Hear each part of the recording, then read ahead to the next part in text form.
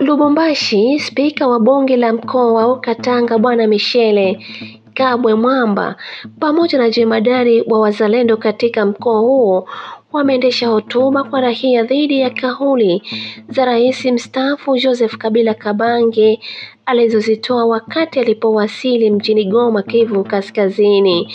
Video hii inaashiria sura rasmi ya hotuba mbele ya raia. Kufanya hii meeting yetu ya leo wala matinée politique pour répondre kuma allégation ya Joseph Kabila Kanambe. Tunasema bien. Chuka tunasema njina nyingine watu watamuyua. Tumutaye munjina yake ile tuliyua Mkongo. Me tunayua sema ana Mkongomani tunayua. Nani anabisha keni huyu Kabila ni nani? Kabila ni mulunji 100%. Ana mtoto wa Laurent Désiré Kabila Tachikui. Kabila alikuya mwile mouvement patriotique rwandaise. Alikuya en qualité ya nani ila alikuwa nayo mwile mouvement. Alikuya mercenaire ou bien alikuwa ni Rwandais eko na kombana juu ya nchi yake. Je pense hapa chote tunajibu tunasema alikuwa ni nani? Rwandais.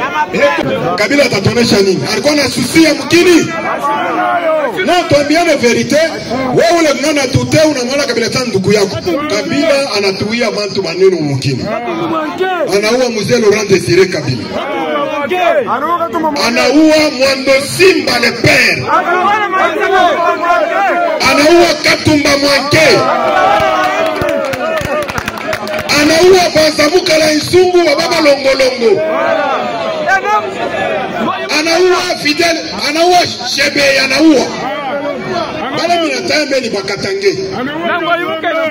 Anaua Passer Lukusaba. Anaua Kazembe Musonda. Huyu alikuwa gouverneur hapa. Unaona, tu nimereshe bien. Tupatane bien. Tupatane bien. Kazembe Musonda ile mapego natumika Kanambe Kazembele. Mutware Hippolyte. Anaweza kutonesha leçon ya demokrasia. Anaweza kutonesha leçon ya droit de l'homme. Rosi Mukenzie ko wapi? Teres Kapangala eko wapi? Shebe eko wapi? Fidel Bazana eko wapi?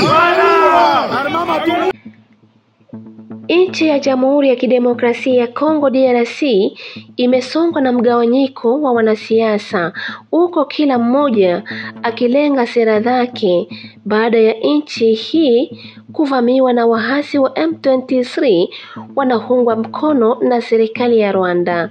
Leo Alhamisi Juni 5, mwanasiasa wa upinzani Bwana Martin Fayulu alipokelewa na rais wa DRC Felix Tshisekedi ofisini kwake ili kuzungumza mambo mbalimbali.